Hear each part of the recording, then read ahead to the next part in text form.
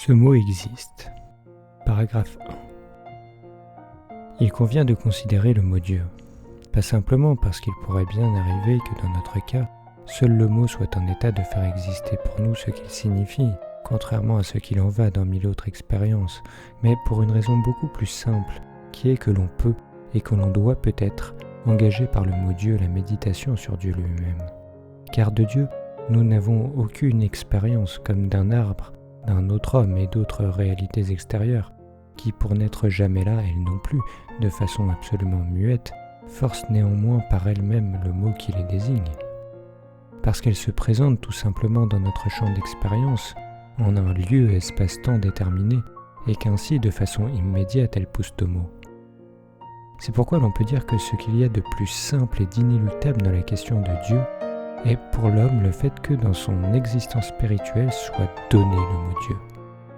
Ce simple fait, quoique riche en signification, nous ne saurions l'esquiver par la question portant sur l'existence future possible d'une humanité où n'interviendrait plus du tout le mot Dieu, de sorte que, ou bien la question de savoir si ce mot a un sens, s'il vise une réalité hors de lui-même, ne se pose absolument plus, ou bien surgit en un lieu tout autre où ce qui auparavant avait conféré à ce mot son originalité, devrait s'imposer nouvellement à l'aide d'un mot nouveau. En ce qui nous concerne, en tout état de cause, ce mot est là. L'athée, lui aussi, ne cesse de l'employer lorsqu'il dit qu'il n'y a pas de Dieu, et qu'une réalité telle que Dieu n'a aucun sens assignable, lorsqu'il fonde un musée des sans-dieux, qu'il promeut l'athéisme à la dignité d'un dogme de parti, et imagine encore d'autres choses semblables. L'athée, lui aussi, contribue de la sorte à la survie du mot Dieu. Voudrait-il l'éviter, il ne devrait pas alors se contenter d'espérer que dans l'existence de l'homme et le langage de la société ce mot vienne à disparaître, purement et simplement. Mais il devrait contribuer lui-même à cette disparition, par un silence de mort et ne pas même se déclarer athée.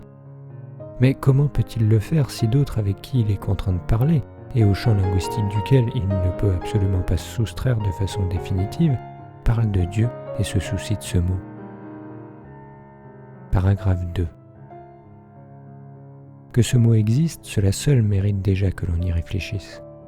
Si de cette manière nous parlons de Dieu, nous ne visons naturellement pas uniquement le mot tel qu'il existe dans notre langue.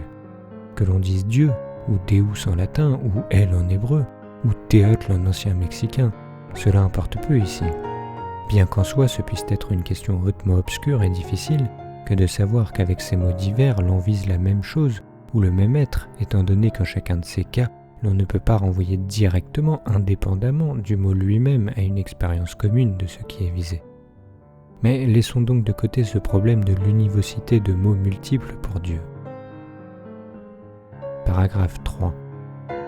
Il existe naturellement aussi des noms pour Dieu ou pour les dieux, là où dans le polythéisme on vénère un panthéon divin, là où encore, comme dans l'ancien Israël, l'unique Dieu tout-puissant porte un nom propre, Yahvé, convaincu que l'on est d'avoir fait avec lui, dans sa propre histoire, des expériences originales, bien déterminées, qui, nonobstant son incompréhensibilité et partant de l'impossibilité de le nommer, le caractérisent pourtant, lui conférant de la sorte un nom propre. Mais de ces noms de Dieu au pluriel, il ne sera pas non plus question ici. Que dit le mot Dieu? Paragraphe 4. Le mot Dieu existe. Cela seul est déjà digne de considération. Cependant, au sujet, notre mot habituel, à tout le moins, ne dit rien ou ne dit plus rien. En fut-il toujours ainsi dans l'histoire la plus ancienne du mot, c'est une autre question. Aujourd'hui, en tout cas, le mot Dieu fait l'effet d'un nom propre. C'est d'ailleurs qu'il faut savoir ce ou celui qui, par là, est visé. Nous ne le remarquons plus communément, mais il en est ainsi.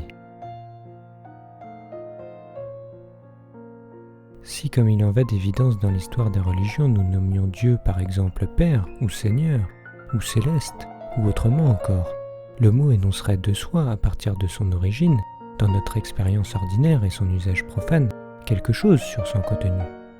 Mais ici l'on dirait tout d'abord que le mot nous regarde comme un visage devenu aveugle. Il ne dit rien sur ce qui est visé. Il ne peut non plus fonctionner simplement à la façon d'un index qui renvoie à quelque chose qui nous arrive immédiatement hors de ce mot. et en conséquence ne doit lui-même rien dire à ce propos, comme il en va lorsque nous disons arbre, table ou soleil. Néanmoins, cette terrible absence de contour du mot, à propos duquel la première question serait « Que veut donc bien dire ce terme ?», convient manifestement à la réalité visée. Et peu importe que le mot ait pu déjà dès l'origine être ou non ainsi sans visage. Son histoire a-t-elle eu comme point de départ une autre figure du mot ? Cela peut donc bien être laissé de côté. En tout cas, la figure actuelle du mot reflète ce qu'il vise, l'ineffable, le sans nom, qui ne s'insère pas dans le monde des dénominations comme l'un de ces moments. La réalité silencieuse, qui toujours est là, et toujours pourtant peut ne pas être vue, ne pas être entendue, et parce que cela dit tout d'un coup, peut être ignoré comme dépourvu de sens. Ceux qui, à proprement parler, ne disposent plus d'aucun mot, parce que tout mot n'accède à des limites, à une tonalité propre et donc à un sens intelligible qu'à l'intérieur d'une constellation de mots. C'est ainsi que le mot Dieu, devenu sans visage, c'est-à-dire ne faisant plus appel de soi à des expériences singulières déterminées, est néanmoins en posture éminemment convenable, opportune et adéquate pour nous parler de Dieu, en tant qu'il est le dernier mot avant que ne s'établisse le silence. Le dernier mot avant que ne s'établisse le silence dans lequel, par la disparition de toute singularité nommable, nous avons affaire au tout fondateur comme tel. Ce mot a-t-il un avenir ? Paragraphe 5. Le mot Dieu existe. Nous revenons au point de départ de notre considération, c'est-à-dire au fait tout simple que, dans le monde des mots à l'aide desquels nous édifions notre monde, et sans lesquels même ce que l'on appelle des faits n'a pour nous aucune existence, s'affirme aussi le mot Dieu. Même pour l'athée, même pour celui qui déclare que Dieu est mort, même pour celui-là, comme nous l'avons vu, Dieu existe, tout au moins comme celui dont il doit déclarer la mort et chasser le fantôme, comme celui dont il craint le retour. C'est seulement s'il n'existait plus le mot lui-même, c'est-à-dire si jusqu'à la question le concernant ne devait absolument plus être posée, qu'alors on serait quitte avec lui. Mais il est encore et toujours là, ce mot. Il est présence. Aussi, a-t-il un avenir ? Déjà marque sa pensée que même l'athéisme lui aussi disparaîtrait, et donc que le mot Dieu lui-même, employé affirmativement et négativement, ne paraîtrait plus. Cet avenir du mot est-il pensable ? La question est peut-être dépourvue de sens, parce que l'authentique avenir est le radicalement nouveau, que l'on ne saurait calculer par avance. Ou bien, cette question est simplement théorique et se convertit en réalité, aussitôt en une interprétation de notre liberté. Continuerons-nous de dire Dieu en tant que croyant ou en tant qu'incroyant dans un défi réciproque d'affirmation et de négation ou de doute ? Quoi qu'il en soit, la question concernant l'avenir du mot Dieu, le croyant n'y voit que deux possibilités à l'exclusion de tout autre. Ou bien le mot disparaîtra sans reste et sans trace, ou bien il demeurera sous cette forme ou sous une autre, une question pour tous. Réfléchissons donc sur ces deux possibilités. La réalité en l'absence de ce mot. Paragraphe 6. Le mot Dieu a disparu, sans trace, ni reste, sans qu'une brèche encore demeure visible, sans qu'il soit remplacé par un autre mot qui nous interpelle de même manière, sans que par ce mot non plus soit simplement posée une ou mieux la question, si l'on veut déjà donner ou entendre ce mot comme une réponse. Qu'en est-il donc si l'on prend au sérieux cette hypothèse d'avenir ? L'homme n'est plus alors mis en présence du tout unique de la réalité comme telle, et pas davantage du tout unique de son existence comme telle. Car c'est cela, justement, que fait le mot Dieu, et lui seul, quelle que soit sa détermination phonétique ou de provenance. Le mot Dieu n'existerait-il pas effectivement, ce tout unique de la réalité en général, redoublé du tout unique de l'existence, ne serait pas là non plus pour l'homme. Il s'oublierait sans reste en toute singularité de son monde et de son existence. À s'en tenir à cela, il ne serait pas mis en présence du tout du monde et de lui-même, ne serait que dans la perplexité, le silence et le souci. Il ne remarquerait plus qu'il n'est qu'un étant singulier, mais non l'être comme tel. Il ne remarquerait pas qu'il ne considère plus que des questions et non la question portant sur le questionnement comme tel. Il ne remarquerait plus qu'il ne fait que manipuler sans cesse, à nouveau, des moments singuliers de son existence, et ne se poserait plus face à son existence en son unité et sa totalité. Il resterait pris dans le monde et en lui-même. Il ne déploierait plus ce processus mystérieux qu'il est et dans lequel, pour ainsi dire, le tout du système qu'il constitue avec son monde se trouve strictement pensé par lui comme un et comme tout librement assumé, en sorte que par là il se surpasse et déborde cette réalité troublante, silencieuse, à apparence de néant, dont il procède maintenant venant à soi et à son monde, en déprise et en assomption de l'un et de l'autre.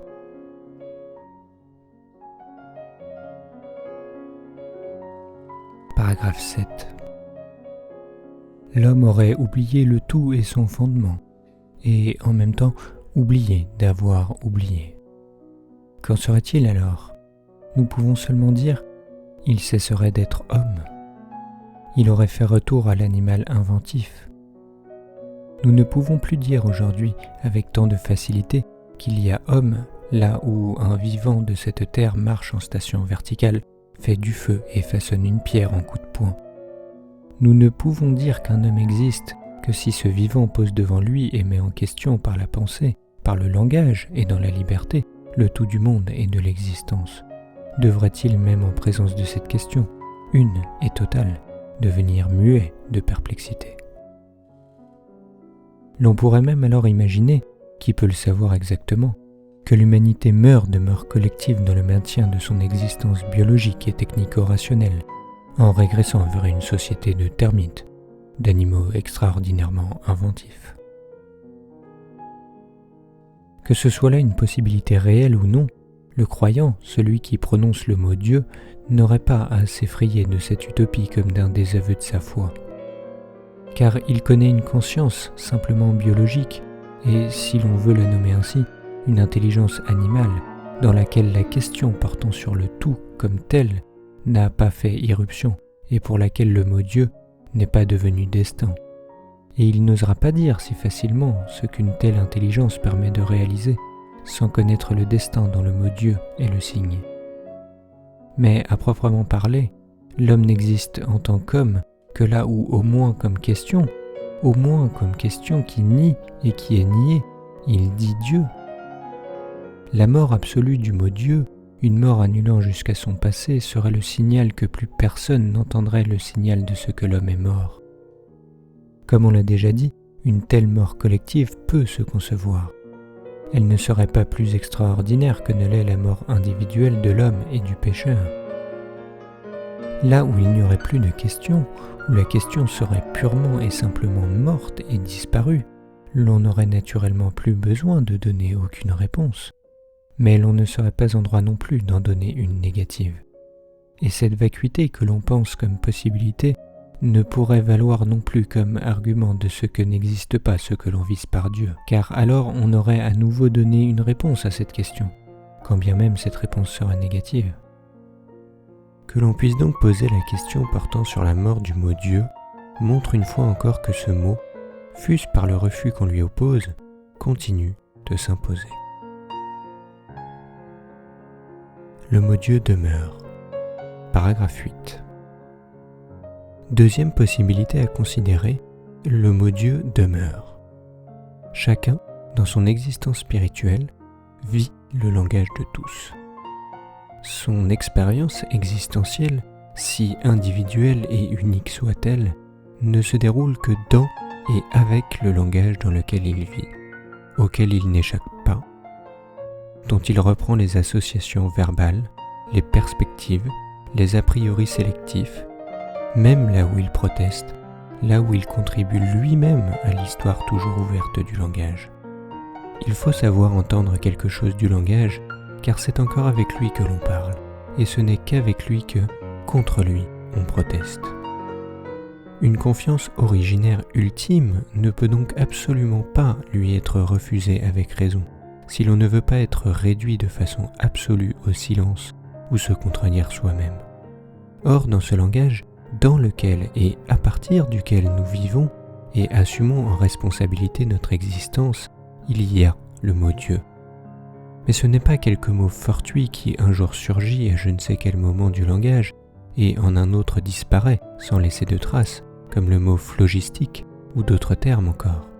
Car le mot Dieu met en question le tout du monde linguistique qui, pour nous, porte la réalité, étant donné d'abord qu'il pose question sur la réalité comme tout dans son fondement originaire et que la question sur le tout du monde linguistique est donnée dans ce paradoxe linguistique qui, justement, est propre au langage parce qu'il est lui-même un fragment du monde en même temps que son tout comme su.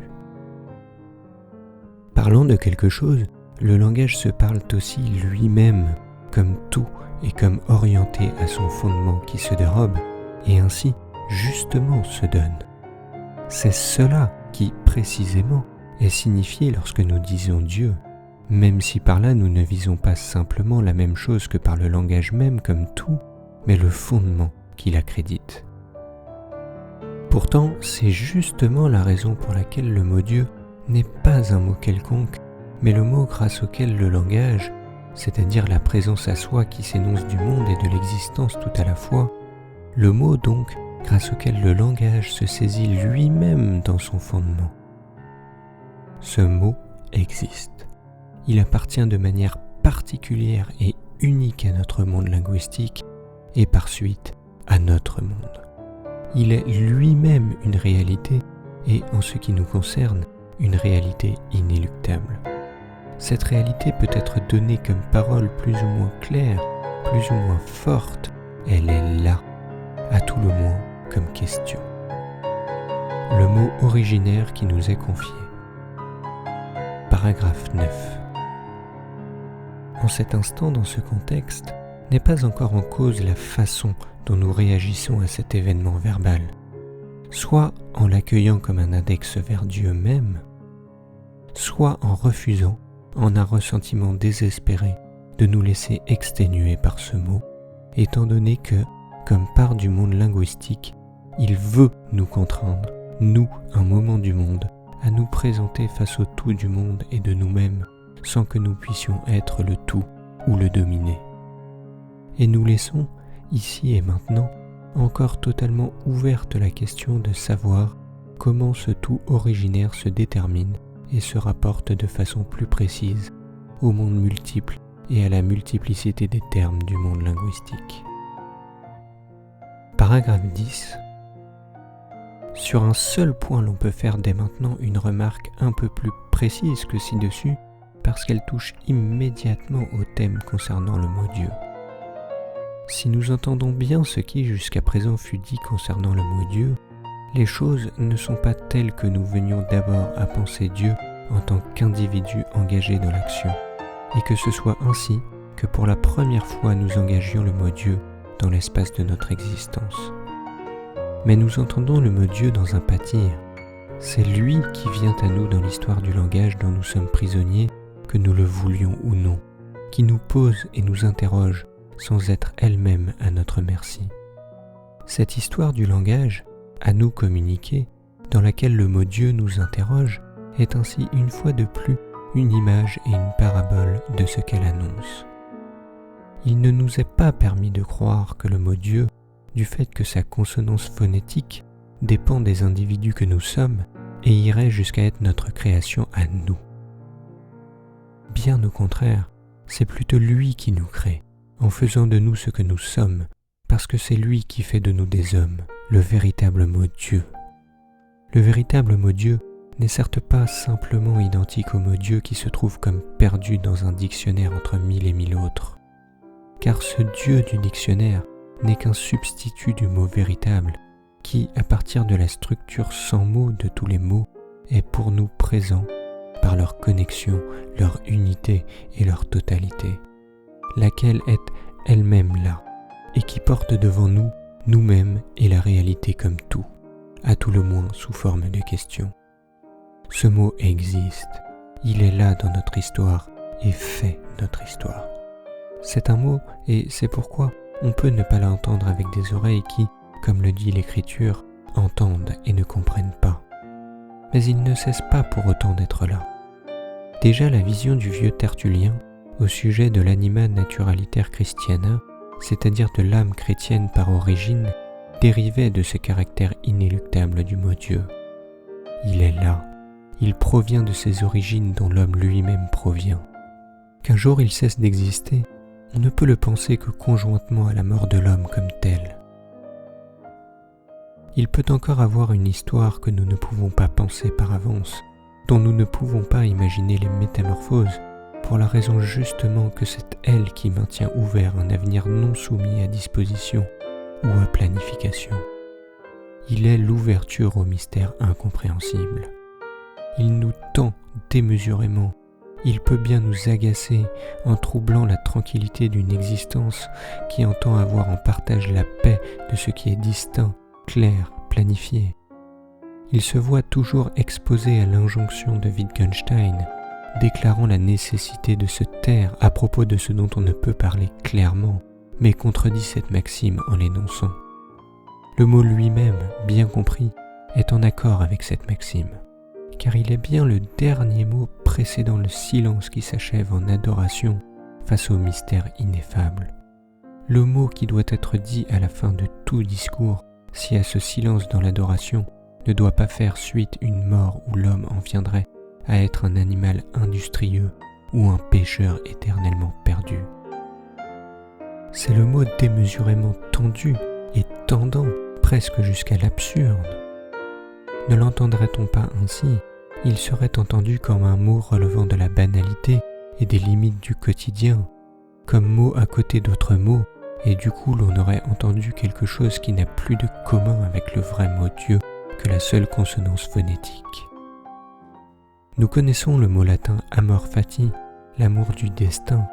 Cette décision concernant la destinée a nom à proprement parler amour de la parole promise, c'est-à-dire de ce fatum qui est notre destin.